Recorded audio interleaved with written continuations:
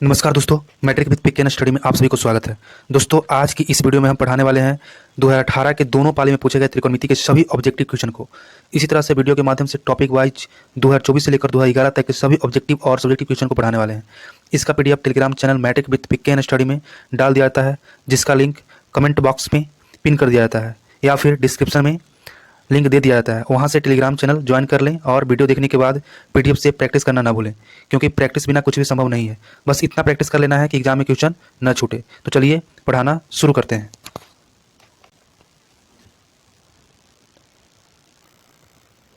2018 के first setting के बने क्वेश्चन को हम देखते हैं। 2018 के फर्स्ट सेटिंग में 5 क्वेश्चन पूछा गया था। वर्तमान में ऑब्जेक्टिव दुगना पूछा जा रहा है, इसलिए क्वेश्चन ज़्यादा था। अब धीरे धीरे क्वेश्चन की संख्या कमते जा रहा है, क्योंकि पहले क्वेश्चन कम पूछा जाता था ऑब्जेक्टिव, अब ऑब्जेक्टिव ज़्यादा पूछा जाता है। पहले ऑब्जेक्टिव कम पूछा जाता था, इसलिए ऑब्जेक्टिव की संख्या कमते जा रहा है।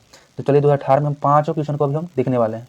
देखते हैं 5 क्वेश्चन को। क्वेश्चन में दिया गया है, यदि √3 tan थीटा बराबर 3 sin थीटा है, तो पूछ रहा है कि sin square theta minus cos square theta के वैल्यू क्या होगा। √3 यहाँ पे दिया गया है, इस क्वेश्चन को हम यहाँ पे शुरू कर रहे हैं। √3, अब tan थीटा को हम लिख सकते हैं sin थीटा बटा cos थीटा, sin थीटा बटा cos theta, formula cos theta बराबर कितना हो गया 3 sin थीटा, इतना दिया गया है। सिर्फ tan थीटा को हम फॉर्मूला लिख दिए। अब यहाँ से बताओ sin थीटा से sin थीटा क्या हो जाएगा, sin थीटा से sin थीटा कैंसिल हो गया। अब √3 से क्या हो जाएगा, √3 से 3 जो है √3 बार में कैंसिल हो जाएगा, होगा कि नहीं। यानी यहाँ से पता चल गया हमको, यहाँ पे ऊपर कुछ नहीं बचा तो 1 बटा cos थीटा, और 1 बटा cos थीटा क्या लिख सकते हैं sec थीटा। तो sec थीटा बराबर कितना आ गया बताओ, √3 आ गया। सेक थीटा का वैल्यू कितना आ गया √3। तो बताओ सेक थीटा बराबर √3 आया। और √3 कितना, सेक थीटा में कितना का मान होता है 1 ले लेते हैं ना। सेक थीटा बराबर कितना हो गया √3 बटा 1। अब सेक का फॉर्मूला क्या होता है कर्ण बटा आधार, यानी h/b होता है ना। √3 h का वैल्यू अब b हो गया यहाँ पे, किसका b का वैल्यू 1 हो गया यहाँ पे। तो बताओ p हम निकाल सकते हैं यहाँ से। p बराबर फॉर्मूला क्या होता है √h² माइनस b का स्क्वायर, यानी √3 का स्क्वायर 3 और माइनस 1 हो जाएगा ना, बराबर कितना आ जाएगा √2 आ जाएगा। अब यहाँ से जिसका पूछ रहा है उसको हम पुट करते हैं। यहाँ पे पूछ रहा है कि sin square theta minus cos square theta का वैल्यू, तो sin स्क्वायर थीटा है, यानी sin थीटा का वैल्यू क्या होता है कर्ण, यानी लंब बटा कर्ण। तो √2 बाई √3 का स्क्वायर माइनस कॉस का b/h होता है, तो 1 बाई √3 का स्क्वायर। तब यहाँ से देखो, अगर यहाँ पे करेंगे तो कितना हो जाएगा √2 का स्क्वायर 2 और 3 का यहाँ पे √3 का स्क्वायर 3 और माइनस कितना हो जाएगा 1/3। अब 3 एलसीएम ले लेंगे तो कितना होगा, 3 एलसीएम ले लिए 2 में से 1 जाएगा तो कितना आएगा 1, यानी इसका सही आंसर कितना हो जाएगा 1/3, है ना। ऑप्शन नंबर सी अच्छी तरह से समझ में आया। अब देखते हैं इसका 17 नंबर। 2 tan 30 डिग्री, यानी 2 गुना कितना हो जाएगा tan 30 का वैल्यू कितना होता है 1/√3, है ना। अब बट्टा कितना हो जाएगा 1 प्लस tan स्क्वायर थीटा, यानी 1 प्लस 1/√3 का स्क्वायर, हुआ कि नहीं। tan 30 का वैल्यू कितना होता है 1/√3, उसका स्क्वायर यहाँ पे दिया था, स्क्वायर कर दिए। यहाँ पे देखो कितना हो जाएगा 2/√3, और यहाँ पे √3 यहाँ पे लिखा हुआ है, और यहाँ पे कितना 1 प्लस 1/3 हो जाएगा, स्क्वायर करेंगे तो हो जाएगा √3 से, यहाँ √3 का स्क्वायर 3। अब यहाँ पे एलसीएम लेंगे तो कितना हो जाएगा 2/√3, यहाँ पे ऊपर जितना दिया गया है √3 और बट्टा में यहाँ पे 3 एलसीएम ले लिए, तो कितना हो जाएगा 3 + 1, यानी कितना हो जाएगा 4, डायरेक्ट 4 हम यहाँ पे लिख रहे हैं। अब बताओ 3 से यहाँ पे करेंगे तो कितना आएगा, ये बताओ, डायरेक्ट देखना है, यहाँ पे मल्टीप्लाई करके कर रहे हैं। √2 बटा कितना हो जाएगा √3 गुना 3/4 होगा ना। जब डिवाइड है तो मल्टीप्लाई किए तो यहाँ पे ये 3 जो ऊपर चल गया 4 नीचे आ गया। देखो यहाँ पे √3 से ये 3 बार में कट गया √3 बार में, और यहाँ से 2 से ये कट गया 2 बार में, यानी इसका सही आंसर क्या आ गया √3/2। अब √3/2 आया है तो इसमें देखना है कि √3/2 √3/2 किसका भी होता है, तो sin 60 का ही होता है, यानी ऑप्शन नंबर ए इसका सही आंसर हो जाएगा। देखते हैं नेक्स्ट क्वेश्चन। अब नेक्स्ट क्वेश्चन दिया गया है सेक ए और कॉस बी का वैल्यू कितना दिया गया है 13/12 दिया गया है ना। तो पूछ रहा है कि ए प्लस बी का मान क्या होगा। यहाँ पे हम लिख सकते हैं सेक ए, बस फंसाने के लिए ऐसे दे दिया है वैल्यू। यहाँ पे देखो सेक ए बराबर कितना दिया गया कॉस सेक बी दिया गया है, इसको साइन को ए और कॉसेक बी दिया गया है।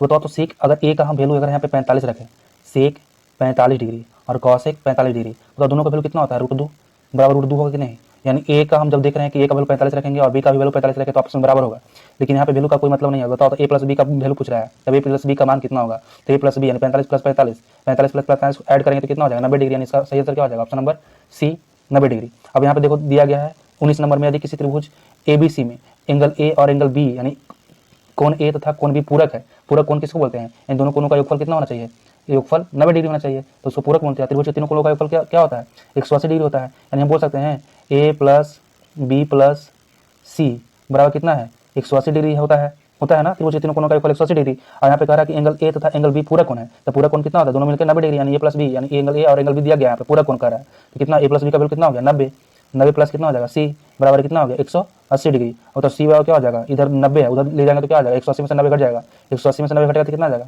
90 आएगा, यानी सी का वैल्यू कितना आ गया 90 डिग्री। अब यहाँ से पूछा है कॉट सी का वैल्यू कितना होता है, तो कॉट 90 का वैल्यू कितना होता है, कॉट 90 का वैल्यू 0 होता है, यानी ऑप्शन नंबर बी इसका सही आंसर हो जाएगा, ऑप्शन नंबर बी, कॉट 90 का वैल्यू 0। नेक्स्ट क्वेश्चन देखते हैं।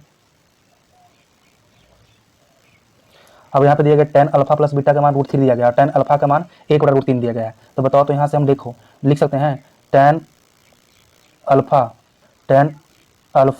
Plus beta. अब बताओ √3 किसका वैल्यू होता है, tan में tan 60 का होता है, tan 60 की वैल्यू कितना होता है √3, तो यहाँ से अल्फा प्लस बीटा निकल गया, अल्फा प्लस बीटा और कितना हो गया 60 डिग्री, इसको मान लो फर्स्ट समीकरण, ये फर्स्ट समीकरण हो गया। अब यहाँ पे दिया गया tan अल्फा बराबर 1/√3, तो tan अल्फा बराबर 1/√3 है, तो 1/√3 tan में किसका वैल्यू होता है tan 30 का होता है, तो tan 30 डिग्री हो गया यहाँ पे। अब बताओ, तो tan से tan कैंसिल हो गया, तो अल्फा की वैल्यू कितना आ गया 30 डिग्री, और जब अल्फा का वैल्यू हम यहाँ पे पुट करेंगे 30 डिग्री, तो बीटा का वैल्यू कितना हो गया 60 माइनस 30, जब यहाँ पे अल्फा का 30 रखेंगे तो 60 में से इधर इसको ले आएंगे तो कितना होगा 60 में से 30 घटेगा, तो कितना आ जाएगा 30 डिग्री आएगा ना, 30 डिग्री बीटा का वैल्यू 30 डिग्री आ गया, और अल्फा का वैल्यू 30 डिग्री आ गया। तो पूछ रहा है tan बीटा का वैल्यू कितना है, तो tan बीटा के कितना निकालें 30, tan बीटा का वैल्यू यानी 30 डिग्री का वैल्यू कितना होता है 1/√3, ऑप्शन नंबर सी। देखते हैं नेक्स्ट क्वेश्चन।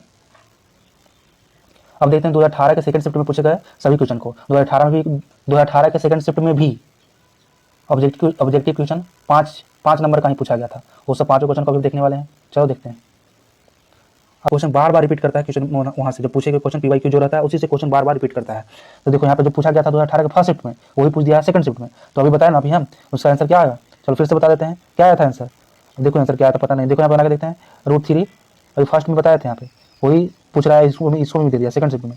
अब यहाँ पे देखते हैं √3, इसको क्या लिख सकते हैं tan को sin थीटा बटा cos थीटा, मेरा क्या आ जाएगा 3 sin थीटा होगा ना, और देखो साइन से साइन कैंसिल, √3 से √3 में कैंसिल हो जाएगा, तो इसको हम क्या लिख सकते हैं cos को sec लिख सकते हैं ना, sec थीटा क्या आ जाएगा √3 हो गया, तो इसको √3/1 कर सकते हैं ना, 1 लिख सकते हैं, कोई दिक्कत नहीं 1 लिखने से, तो यहाँ से क्या हो जाएगा h/b फॉर्मूला हो जाएगा, होगा ना, यानी कर्ण बटा आधार फॉर्मूला हो गया। तो बताओ यहाँ से हम p निकाल सकते हैं, p बराबर अंडर रूट क्या हो जाएगा, अंडर रूट h का स्क्वायर माइनस b का स्क्वायर, यानी 3 का स्क्वायर √3 का स्क्वायर 3 और -1 √2 हो गया p का मतलब वैल्यू यहाँ पे। अब बाकी जो उधर पूछ रहा था sine square theta minus cos square theta का वैल्यू, तो साइन थीटा का वैल्यू क्या होता है, साइन थीटा का फॉर्मूला क्या होता है p/h यानी √2/√3 का स्क्वायर इन होगा, और कॉस का फॉर्मूला क्या है b/h होता है, तो 1/√3 का स्क्वायर। तो बताओ, तो अभी हम बताएं 2/3 हो जाएगा और -1/3 हो जाएगा, 3 एलसीएम लेंगे तो 1, यानी इसका सही आंसर क्या हो जाएगा 1/3, ऑप्शन नंबर सी। चलते हैं नेक्स्ट क्वेश्चन। यहाँ पे क्वेश्चन दिया गया 7 sin square theta plus 3 cos square theta 4, तब पूछ रहा है sec theta plus cos theta किसके बराबर है, यानी कि इसका मान कितना होगा। तो बताओ, थोड़ा सा लॉन्ग क्वेश्चन दिया गया है, इसको बनाने का जो नियम है यहाँ पे cos स्क्वायर दोनों तरफ cos स्क्वायर थीटा से भाग दे देंगे, है ना, इसमें इस स्पेस कम है इसलिए नहीं बन पाएगा, यानी इसका ऑप्शन नंबर सी सही आंसर है। बनाने का प्रयास करना थोड़ा सा बता रहे हैं, जैसे 7 sin स्क्वायर थीटा लिख देंगे दोनों तरफ भाग cos स्क्वायर थीटा से भाग देने पर, तो cos स्क्वायर थीटा हो जाएगा और प्लस 3 cos स्क्वायर थीटा बटा कितना हो जाएगा cos स्क्वायर थीटा बराबर क्या हो जाएगा 4/cos स्क्वायर थीटा।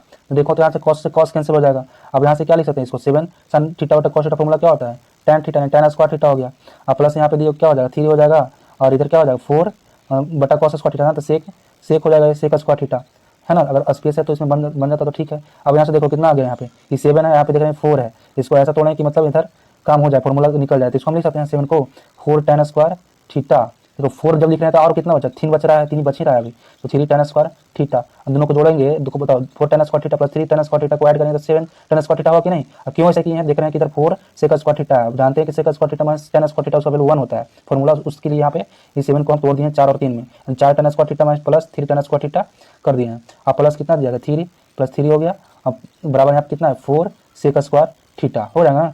अब यहाँ से देखो जब इसको हम 4 tan स्क्वायर थीटा को उधर ले जाएंगे तो कितना इधर 3 कॉमन हो जाएगा, इसको क्या हो जाएगा 1 प्लस tan स्क्वायर थीटा इधर हो जाएगा, जब उधर उसको ले जाएंगे तो कितना हो जाएगा 4 कॉमन हो जाएगा, तो sec square theta minus tan square theta होगा ना, जब इसको इधर ले जाएंगे तो यानी 4 × 1 हो जाएगा इधर, यानी यहाँ से क्या निकल जाएगा 3 1 प्लस tan स्क्वायर थीटा का फॉर्मूला क्या होगा sec स्क्वायर थीटा बराबर यहाँ पे कितना हो जाएगा 4, इसका वैल्यू तो 1 हो जाएगा ब्रैकेट का। बनाने का प्रयास करना जिस तरह से बोल रहे हैं, स्पेस कम होने के कारण नहीं बता पा रहे हैं हम यहाँ पे अच्छा से। sec स्क्वायर थीटा बराबर कितना हो जाएगा 4/3। अब बताओ यहाँ पे sec थीटा बराबर क्या हो जाएगा, sec थीटा बराबर अंडर रूट 4/3 3 हो जाएगा। तो बताओ तो सेक थीटा का वैल्यू कितना आ जाएगा, सेक थीटा का 2/4 का जब स्क्वायर रूट करेंगे तो यहाँ पे 2 आ जाएगा, और 3 को तो होता नहीं है तो √3 यानी 2/√3 आ जाएगा। तो सेक थीटा की वैल्यू आ गया 2/√3, तो बाकी सेक थीटा तो यहाँ पे तो निकल नहीं गया। अब कोसेक थीटा निकाल देंगे यहाँ पे, और ये बताओ ये किसका हो जाएगा, ये तो भाई बी होता है, तो पी निकाल के यहाँ कोसेक थीटा निकाल देंगे, जो कोसेक थीटा का आएगा दोनों को ऐड कर देंगे, तो ऑप्शन नंबर बी सही हो जाता है। चलते हैं नेक्स्ट क्वेश्चन, अच्छी तरह से समझ में आया, कॉपी पे इसको बनाने का प्रयास करना। अब यहाँ पे दिया गया 5 cot थीटा बराबर 3 दिया गया है, तो हम इसको लिख सकते हैं cot थीटा बराबर क्या हो जाएगा, 3/5 हो जाएगा। तो cot का फॉर्मूला क्या होता है, आधार बटा लंब यानी b/p होता है। तो बताओ एज निकालेंगे तो कितना आ जाएगा, एज अंडर रूट 5 का स्क्वायर 25 और 25 हो जाएगा, और 3 का स्क्वायर 9, घटाएं p हो गया, तो 5 का स्क्वायर p का स्क्वायर प्लस b का स्क्वायर, 5 का स्क्वायर 25 और प्लस 3 का स्क्वायर 9, यहाँ पर ना 9 5 कितना होता है 34 यानी अंडर रूट 34, तो बाहर निकलेगा नहीं तो अंडर रूट में ही रहेगा।